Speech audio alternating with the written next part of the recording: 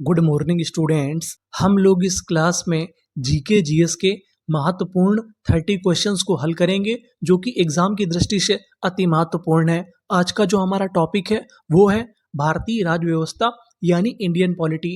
कहने का मतलब संविधान के आपको इस क्लास में 30 ऐसे क्वेश्चंस मिलेंगे जो कि पिछले एग्जाम्स में पूछे जा चुके हैं और आने वाले एग्जाम्स के लिए ज़्यादा जरूरी हैं। तो चलिए फिर करते हैं शुरुआत। पहला क्वेश्चन है हमारा, भारतीय संविधान सभा का गठन किस योजना के अंतर्गत किया गया था?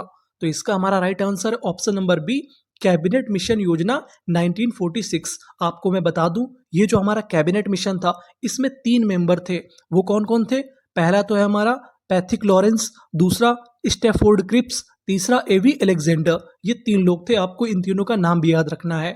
दूसरा क्वेश्चन है हमारा, संविधान सभा के अस्थायी सदस्य के रूप में किसे चुना गया था? Doctor Rajendra Prasad, doctor B R Ambedkar, doctor Sachchidanand Sinha, Pandit Jawaharlal Nehru. तो इसका हमारा राइट आंसर है option number C, doctor Sachchidanand Sinha. इन्हें संविधान सभा के अस्थायी सदस्य के रूप में चुना गया था और जो हमारी डेट थी वो थी 9 दिसंबर 1946। और इसके ही 2 दिनों बाद जो हमारे स्थायी सदस्य थे उसके रूप में डॉक्टर राजेंद्र प्रसाद को चुन लिया गया था।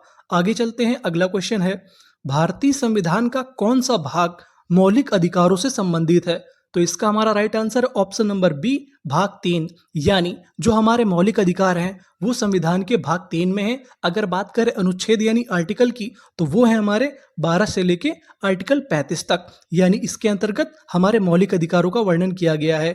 चौथा क्वेश्चन है हमारा, संपत्ति के अधिकार को किस संविधान संशोधन द्वारा मौलिक अधिकारों की सूची से हटा दिया गया? तो हमारा इसका राइट आंसर है ऑप्शन नंबर बी, 44वां संविधान संशोधन। ये 1978 में हुआ था और इसके द्वारा क्या किया गया था? संपत्ति के अधिकार को मौलिक अधिकार से हटाकर उसे कानूनी अधिकार बना दिया गया था। आगे चलते हैं, अगला क्वेश्चन देखते हैं। 5वां क्वेश्चन है हमारा, भारतीय संविधान के किस अनुच्छेद को डॉक्टर बी आर अम्बेडकर ने संविधान की आत्मा और हृदय कहा था?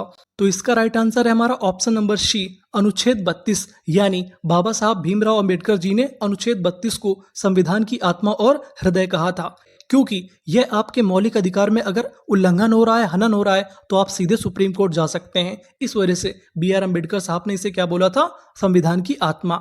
6वां क्वेश्चन है हमारा, भारत के राष्ट्रपति को शपथ कौन दिलाता है? भारत के उपराष्ट्रपति, भारत के मुख्य न्यायाधीश, लोकसभा अध्यक्ष, प्रधानमंत्री। तो इसका राइट आंसर है हमारा ऑप्शन नंबर बी, भारत के मुख्य न्यायाधीश। यानी जो भारत के मुख्य न्यायाधीश होते हैं वो भारत के राष्ट्रपति को शपथ दिलाते हैं। अगर बात करेंगे किस आर्टिकल में बात कही गई है तो वो है हमारा आर्टिकल 60। अगला क्वेश्चन देखते हैं। 7वां क्वेश्चन है हमारा, राज्य के नीति निदेशक सिद्धांत यानी डीपीएसपी किस देश के संविधान से लिए गए हैं? तो इसका हमारा राइट आंसर है ऑप्शन नंबर सी, आयरलैंड। यानी जो नीति निदेशक सिद्धांत है डीपीएसपी, ये कहाँ से लिए गए हैं? आयरलैंड से लिए गए हैं। इनका वर्णन अनुच्छेद 36 से लेके अनुच्छेद 51 तक किया गया है। अगला क्वेश्चन देखते हैं, संसद के 2 सत्रों के बीच अधिकतम कितना अंतराल हो सकता है? तो इसका हमारा राइट आंसर है ऑप्शन नंबर बी, 6। यानी 6 महीने से ज्यादा संसद के 2 सत्रों के बीच अंतराल नहीं हो सकता। कहने का मतलब वर्ष में कम से कम 2 बार संसद सत्र हमारा आयोजित होना चाहिए। 9वां क्वेश्चन है हमारा, लोकसभा का चुनाव लड़ने के लिए उम्मीदवार की न्यूनतम आयु कितनी होनी चाहिए? न्यूनतम का मतलब होता है कम से कम। तो इसका हमारा राइट आंसर है ऑप्शन नंबर सी, 25। अगर आपको लोकसभा का चुनाव लड़ना है तो आपकी एज कितनी होनी चाहिए? 25। अगर आपको राज्यसभा का चुनाव लड़ना है तो आपकी एज हो जानी चाहिए 30। यानी लोकसभा के लिए 25, राज्यसभा के लिए 30। अगला क्वेश्चन देखते हैं, भारत में पंचायती राज व्यवस्था का त्रिस्तरीय ढांचा किस समिति की सिफारिश पर लागू किया गया था? अशोक मेहता समिति, बलवंत राय मेहता समिति, सरकारिया आयोग, एल.एम. सिंघवी समिति। एल.एम. सिंघवी समिति। तो इसका हमारा राइट आंसर है ऑप्शन नंबर बी, बलवंत राय मेहता समिति। यानी इसकी सिफारिश पर त्रिस्तरीय ढांचा लागू किया गया था। इसमें क्या क्या आता है? इसमें 3 चीजें हैं, ग्राम पंचायत, पंचायत समिति और जिला परिषद। 3 चीजों की सिफारिश की गई थी। अगला क्वेश्चन देखते हैं, किसी राज्य में राष्ट्रपति शासन भारतीय संविधान के किस अनुच्छेद के तहत लगाया जाता है? तो इसका राइट आंसर है हमारा ऑप्शन नंबर बी, अनुच्छेद 356। यानी अनुच्छेद 356 के तहत किसी भी राज्य में राष्ट्रपति शासन लागू हो सकता है। अगला क्वेश्चन देखते हैं, भाषाई आधार पर गठित होने वाला भारत का पहला राज्य कौन सा था? तो इसका हमारा राइट आंसर है option number B, Andhra Pradesh. यानी भाषा के आधार पर किस राज्य का पहली बार गठन हुआ था, वो था आंध्र प्रदेश। अगर हम लोग बात करें किस साल की, तो वो था 1953, यानी 1953 में आंध्र प्रदेश की स्थापना हुई थी। अब हम आगे चलते हैं। भारतीय संविधान में मूल कर्तव्यों यानी फंडामेंटल ड्यूटीज को किस वर्ष शामिल किया गया था? 1975, 1976, 1978, 1982। तो इसका राइट आंसर है हमारा ऑप्शन नंबर बी 1976, यानी 1976 में भारतीय संविधान में मूल कर्तव्यों को शामिल किया गया था। और ये किस समिति के आधार पर किया गया था? उस समिति का नाम था स्वर्ण सिंह समिति। आगे चलते हैं, अगला क्वेश्चन देखते हैं। भारत के नियंत्रक एवं महालेखा परीक्षक, जिसे हम लोग सीएजी कहते हैं, उसकी नियुक्ति किसके द्वारा की जाती है? तो इसका हमारा राइट आंसर हो जाएगा ऑप्शन नंबर सी राष्ट्रपति, यानी सीएजी की नियुक्ति कौन करता है? राष्ट्रपति। अगर बात करें इसका आर्टिकल, तो इसका आर्टिकल है 148। कहने का मतलब आर्टिकल 148 के तहत सीएजी की नियुक्ति होती है। 15वां क्वेश्चन है, राज्यसभा का पदेन अध्यक्ष कौन होता है? तो इसका हमारा right answer option number B Bharat के उपराष्ट्रपति, यानी जो भारत के उपराष्ट्रपति होते हैं वो राज्यसभा के पदेन अध्यक्ष होते हैं। 16वां क्वेश्चन देखते हैं। भारतीय संविधान की 8वीं अनुसूची का संबंध किससे है? तो इसका हमारा राइट आंसर है ऑप्शन नंबर सी आधिकारिक भाषाओं से, यानी जो भी हमारी भाषाएं हैं उनका वर्णन किसमें दिया गया है? संविधान की 8वीं अनुसूची में। अगर बात करें वर्तमान में कितनी भाषाएं हैं, तो वर्तमान में 22 भाषाएं हैं। मूल संविधान में हमारी कितनी थी? 14 भाषाएं। आगे चलते हैं, अगला क्वेश्चन हम लोग पढ़ते हैं। भारत में मुख्य चुनाव आयुक्त का कार्यकाल कितने वर्ष का होता है? तो इसका हमारा राइट आंसर है ऑप्शन नंबर बी 6 वर्ष या 65 वर्ष की आयु तक, यानी जो भी पहले हो जाए। अब हमारा अगला क्वेश्चन है, स्वतंत्र भारत के प्रथम कानून मंत्री कौन थे? तो इसका हमारा right answer option number C doctor BR Ambedkar, यानी बाबा साहब भीमराव अम्बेडकर क्या थे? स्वतंत्र भारत के पहले कानून मंत्री थे। अगला क्वेश्चन देखते हैं। नीति आयोग का अध्यक्ष कौन होता है?